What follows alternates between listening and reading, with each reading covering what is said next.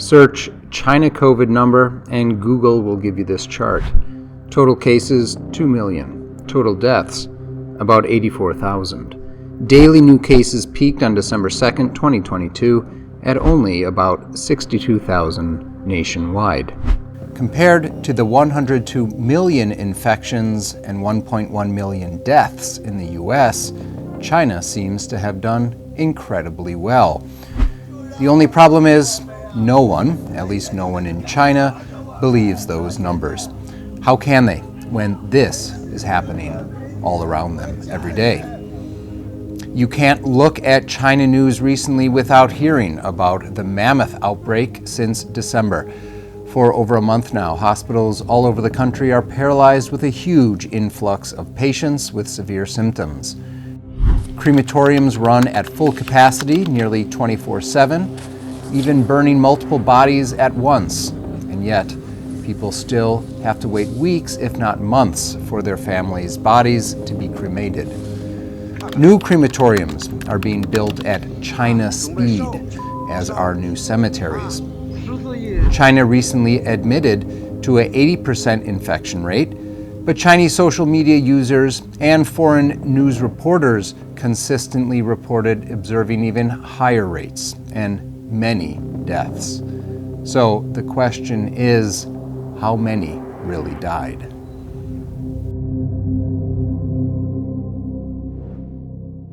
The answer will not come from Chinese authorities. China stopped reporting stats in December. Doctors are banned from stating COVID as the cause of death. Beijing even stopped publishing burial and cremation statistics for the fourth quarter of 2022. But from various public information, we can still make some estimates. The results will surprise you. Many estimates are out there, but Eye on China found this one to be the most incredible. It comes from the Chinese Epoch Times. The author starts by studying two official data sets published by China's Ministry of Civil Affairs: the funeral industry in general, and specifically the number of crematorium furnaces. And here's what he found. Since 2015, the number of funeral workers has been steadily declining, perhaps due to more efficiency or a declining death rate, we're not sure. But in 2019, it jumped by 8% and then again climbed in 2021. Who hired these workers? Newly built crematoriums. Here's a chart that shows that the number of crematoriums increased by about the same percentage over that same period. And this is important. This is an increase in total crematoriums, not simply new facilities that replaced old ones. An increase in crematoriums is quite telling. Let's consider the economics. Say you're in this business, and you and your employees generally work 40 or so hours a week, 8 or so hours a day.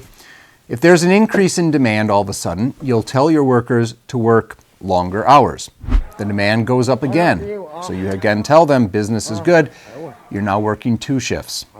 Demand continues to climb, but your workers are already maxed out. You have no choice.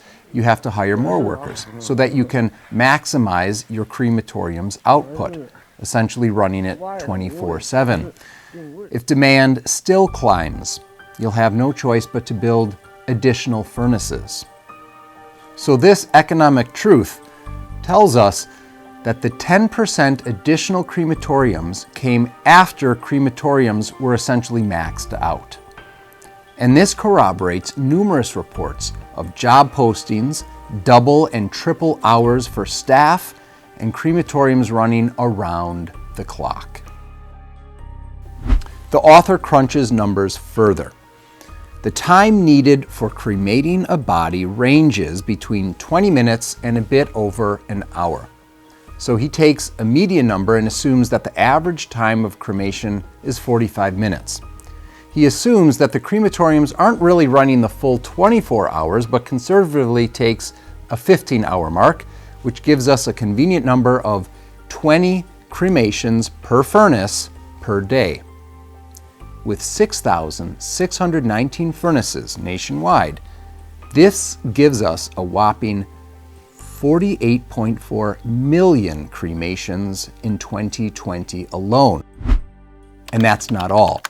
The same Ministry of Civil Affairs tells us that in 2020, only 55.7% of deaths were cremated.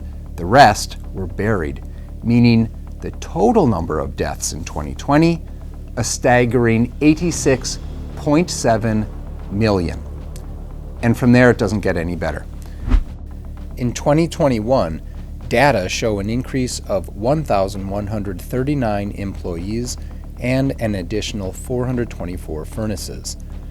Using the same math puts the death toll in 2021 at over 87 million.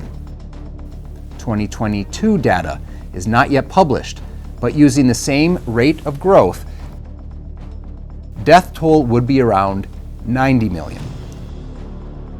And that doesn't include the explosion of cases seen in December. How bad was December? Well, 2 cases enable a rough estimate. Huangpi is a district within the city of Wuhan, where of course the pandemic first originated in 2019.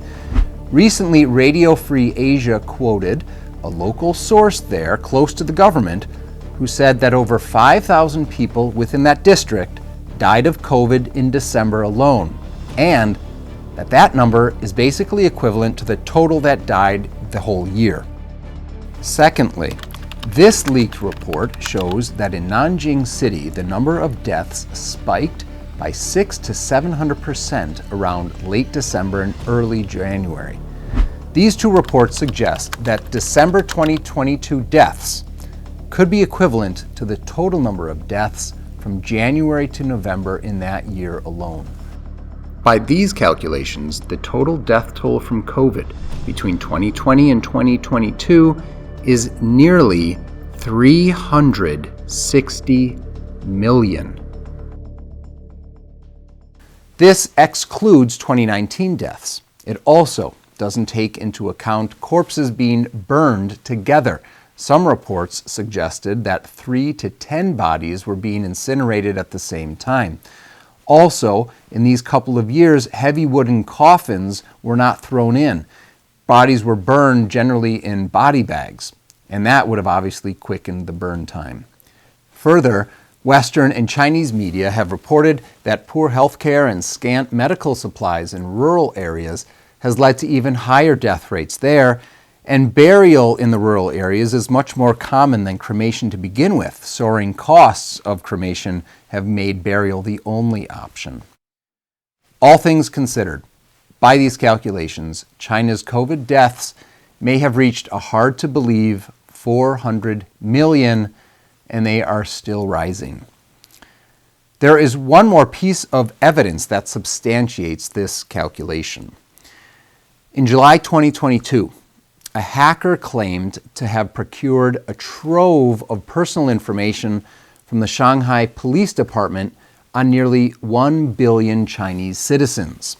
2 cybersecurity researchers said that the data contained nearly 970 million Chinese citizens' information.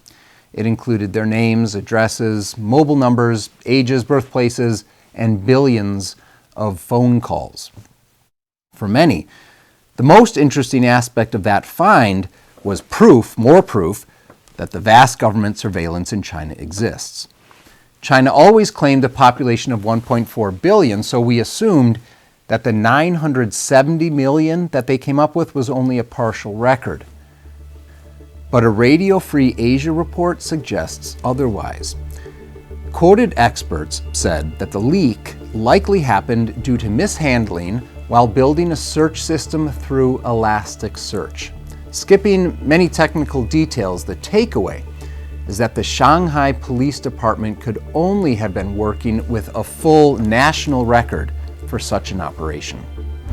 If this were true, the 970 million in July 2022 matches 400 million person death count from when the pandemic began. Investigators have found other sources of evidence that substantiate this horrific number.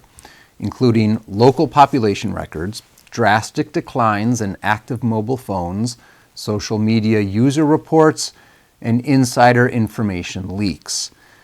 Though none of these, of course, qualify as official data by common standards in a transparent system, all signs point to an unbelievably large number of COVID deaths.